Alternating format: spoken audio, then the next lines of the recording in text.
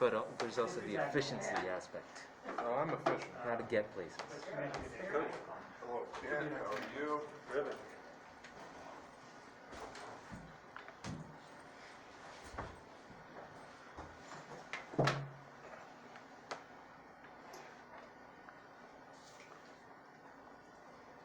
Hi, everybody. Hi, Brian. How we doing?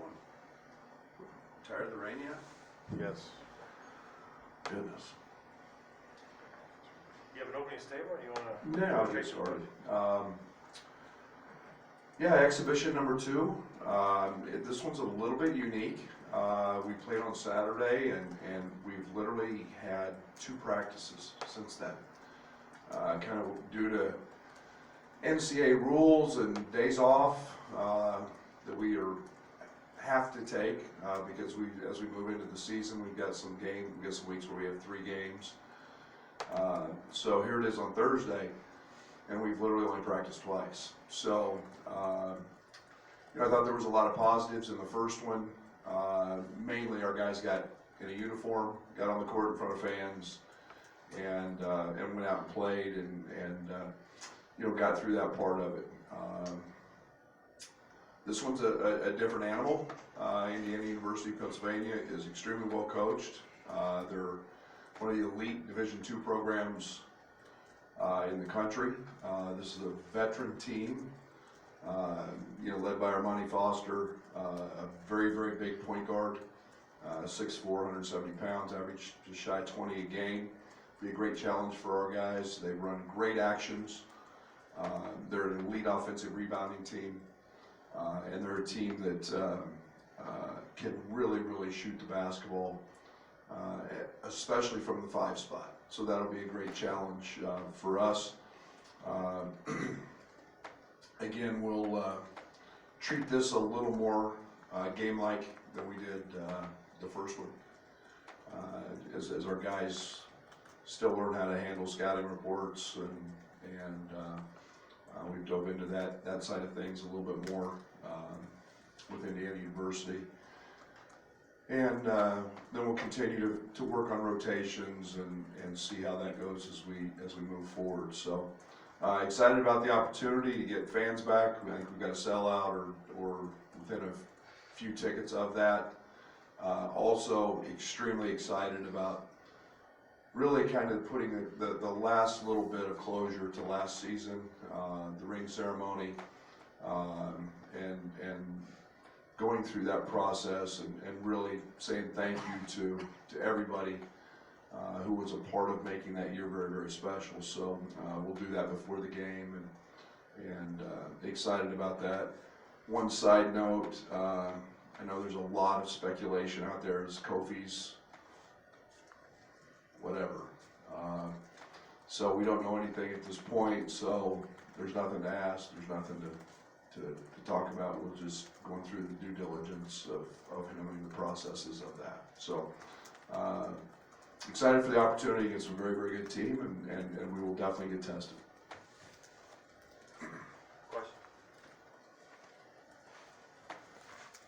Brad, when you have this kind of veteran team who I think you've made kind of points in the past about that they know the motions to go through at this point, how do you get the most out of these exhibition games, just given the talent disparity and the experience? Well, there's not much talent disparity tomorrow. This team's good. This is the point guard had 30 against Elon last year. This is a team that has got real dudes, and they got real size, and they're extremely well coached. So there won't be any talent disparity. This will be a team that will have to show up, and we will get tested. They are going to punch us in the mouth. They're all old. They're grown men, and I'm excited about us seeing that early in the season. With veterans, you hope they'd understand we don't take anybody for granted. It's about playing us. It's about being us. We took Sunday off. We practiced Monday. We were horrible in practice. We haven't been very good after a day off. We had to take Tuesday off. We practiced yesterday, and it was pretty good. It was better. So you'd hope we're getting to that point where games are around the corner. Let's get dialed in, and I hope the veterans are leading the way in that area. It's what we want to see tomorrow. Brad, I know you mentioned that you wish you maybe could have gotten a scrimmage for the team a week ago or a week and a half ago. Just have you been able to do anything extra just to in practice at all to challenge the veterans a little bit through the preseason, or how you approach that? Yeah, no, I mean, we want our practices to be, I think that was one of the things that made us really, really special last year was our really led by Tyler. You know, Tyler is one of the all-time greatest trash talkers ever. And if you think I'm kidding, go ask anybody on our team, they'll tell you. But he always stirred it up. And it made practice very, very competitive. We were really good at that. To say we're at that level, we're not. You know, our young guys are still feeling their way through that, but you know, we've got a competitive spirit. We just have to learn to keep pushing that envelope from that side of things and start playing with that mindset of we're getting our guys better. We're getting better every single day on every play. Hey Coach, Luke Goody was the first freshman to get minutes last week, and I thought he was pretty impressive when you praised him after the game. Where's he kind of at in his development as a true freshman? Yeah, I think he's in a really good place. I have great appreciation for not just Luke, but RJ and Brandon from this standpoint. Those three guys spend more time, and they need to spend more time than anybody watching film, understanding it. You know, they're dove into their deficiencies and are attacking those things head on, whether it be with Fletch, whether it be an aspect of the game. This group of guys is really committed to getting better, and I like that. And you know, in regards to Luke, he just does everything you ask. He's a great listener. You know, offensively, he's very, very talented. We're going to see that at various points throughout the year. He's a young guy that's got some tools. So, you know, we'll see that with all of them. But this is, you know, Luke right now is in a really good place, and I'm very, very pleased with what he's been doing. Could you just walk through the process real quick? What you looked at from game 1 to game 2, and are you going to make some adjustments in this one? And then how's that carry over between this game and the opener against Jackson State? Well, the first exhibition game, we didn't run anything. We ran 2 actions, and then we just kind of played in transition. We literally ran nothing. I mean, the play sheet, I kind of looked at it, and almost every time out, just to kind of trick you guys, like I was actually doing something. We only had 2 things we were going to run, and we ran 1 baseline out of bounds play. Actually, we ran a second one late. But we kept everything very vanilla. It was about playing hard. It was about getting out there and really kind of having fun and getting through all the nervousness and all of that. But now it's about execution. Now it's about, you know, really diving in and finding out what we can run, how we run it. We'll be much more game plan oriented. We spent hardly any time at all on the first one. Game planning will be a little more involved in this one, so our guys understand that. And then as you head into Jackson State, then you've got you've got a week, and you fine tune those things, and you know, you find that balance this time of year. You know, really fine tuning things in the half court, and yet you've got to play and get game-like atmosphere and game-like feel in practice a lot, and start working on situations and. You know, we've started that a little bit this week, and we'll continue that today. But yeah, time for a big jump. As a follow-up, has someone taken over Tyler's role of maybe chirping a little bit in practice, or is he still doing that from the sidelines? Or No one's taken over yet, but I think Luke Goody's well on his way to surpassing Tyler's trash talking and competitive stuff. I think we're going to be okay there. It's just a matter of carrying that over with everybody and making making that a fight every single day on every play. And Luke's really good at that. Brad, I know you said to this point there's no clarity, but the season being so close, 2 weeks or so away, I mean, do you have any expected timeline on when there might be clarity on the cookie situation, or I guess how do you approach that, just being so close? Your guess is as good as mine. I sit here and I don't know, and I coach him every single day to get better, and whenever there's something, there'll be something. Until then, I don't spend a second, you know, other than coaching him, trying to get him better, and we'll go from there. And then I guess you talked about in the media day about being tougher. How do you get that out of your guys in these two exhibitions before the season starts? Well, we're gonna find out tomorrow where our toughness is at, because we've got a great opponent, and it's about, you know, toughness isn't just physical. Toughness is the mental. Toughness is playing through fatigue. Toughness is about executing when you're tired. Toughness is about making a free throw when you're breathing hard. Toughness is a lot of things, and are we tough yet? We're not. We're not close to where we need to be, and you know, we've got some guys who are really tough, but as a collective unit, yeah, we've got to still combine to fight for it as a group, and be tough, and not give in to an emotion or a bad call or a bad play or a team hits a hard three or the crowd goes crazy, you know, against you. It's all toughness related stuff, and that's a very vague term I use, but we gotta get tougher. Brad, it seems like, I know fans would like for another clean blowout like the first one, but it seems So like would my wife. She really likes those a lot. it seems like you would like for a competitive game where there's some adversity going into a schedule where you have an Arkansas State team that's going to be pretty good and a Marquette road trip and all that stuff. You got to get some stuff figured out. Absolutely. And that's why they're on the schedule, that we knew exactly what we were getting when we scrimmaged them. Again, I haven't paid attention to the rankings. I know they're ranked. I know this is a team that's had so much success in the past. I know, you know, last year I think COVID pretty much wiped out their season. But you know, a lot of veterans. I look at their roster, and they're all redshirt juniors, you know, redshirt seniors. I mean, those are grown men, and a lot of veterans, and they really shoot it.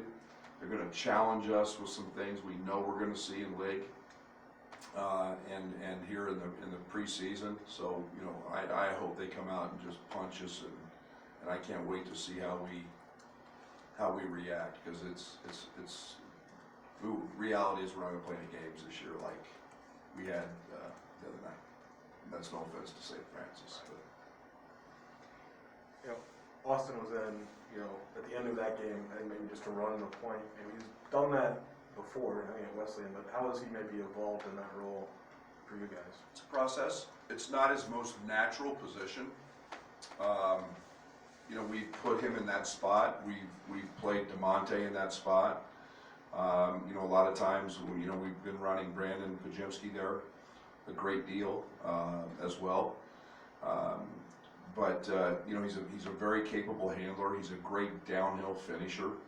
And then, you know, if you go under his ball screens, which they did the other night, he jumps up and makes one. So, you know, and he's a good decision maker. It's just not something that it's not his best position. He's comfortable doing it, but he's really comfortable on the wing and straight line driving and you know, getting into that offensive glass is one of his best attributes, and that's something that you know, we've been experimenting with and looking at, but he's very comfortable on the wing. But you mentioned Luke kind of getting up there with the trash talk or to surpass Tyler, or whatever words you exactly used. Does that personality kind of feed into the toughness identity that you're kind of hitting at and that you want to see more of? Yeah, I want competitive dudes. I want guys who won't accept failure, won't accept losing, won't accept, you know, I tell people all the time, it's, you know, if you're running and you got to run a 6-minute mile and you're running 5:59 just so you can make it, you're probably not my type of guy. If I think that you can run a 5-minute mile, If you're running it just to make it, it gets really, really hard to be successful. And that's the toughness.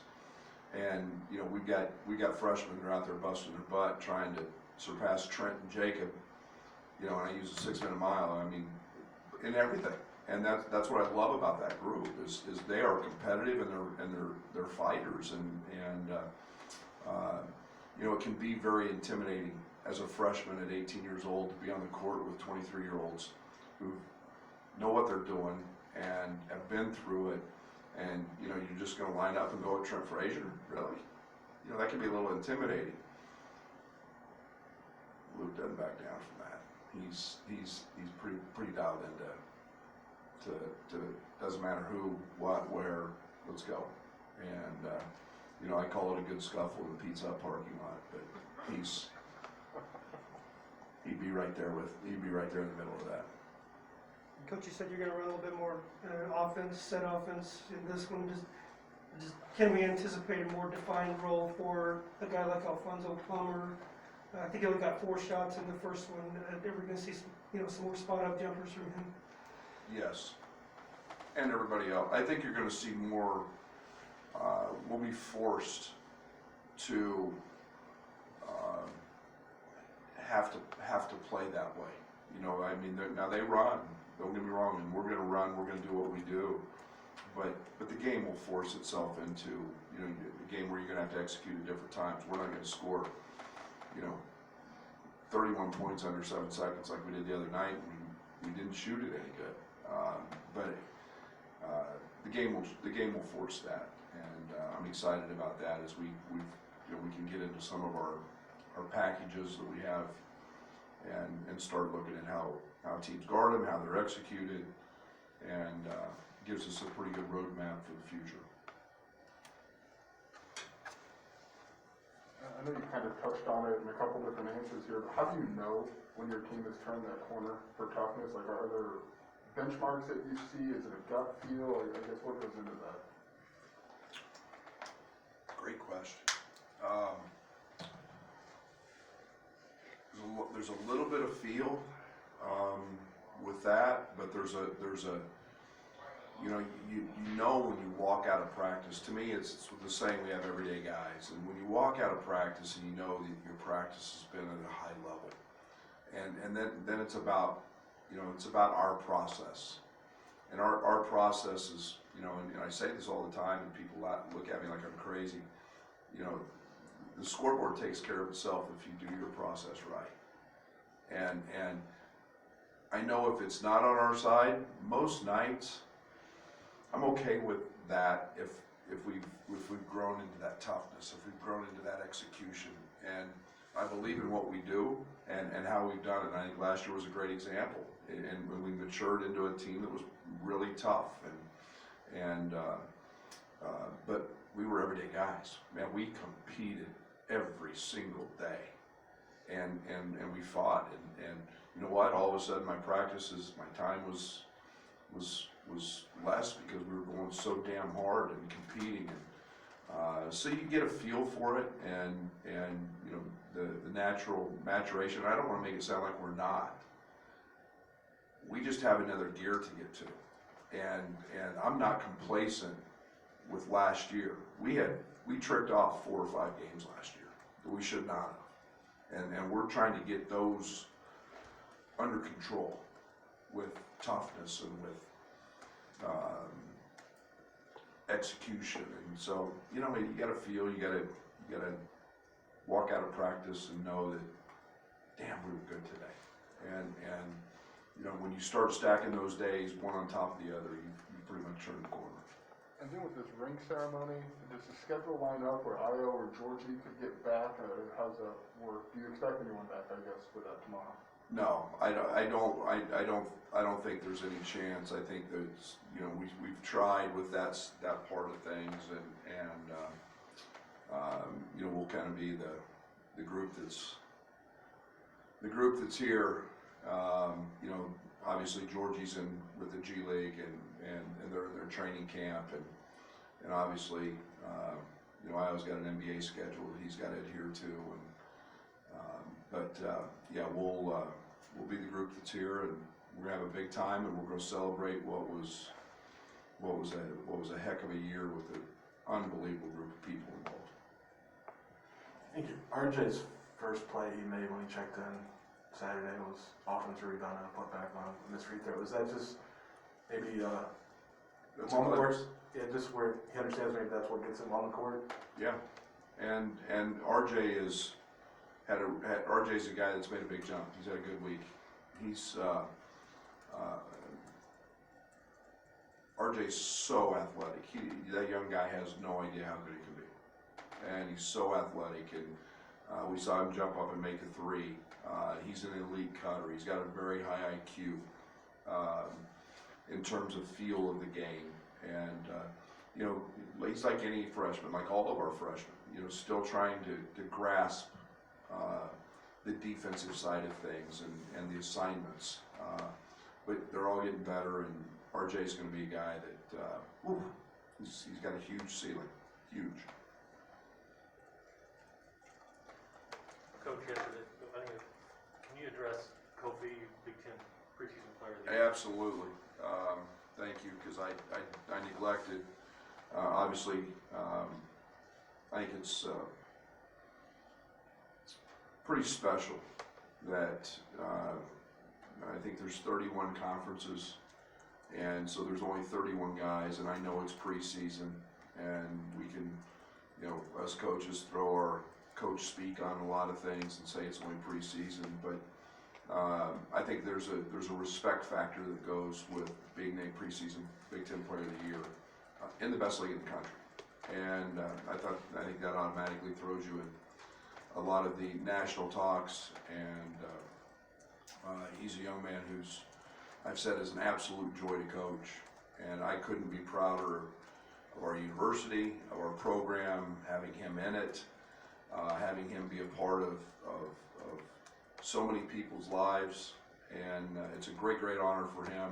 And you know, I say it all the time, I'm the blessed when I get to coach him, and you know, to be a preseason first team All-American.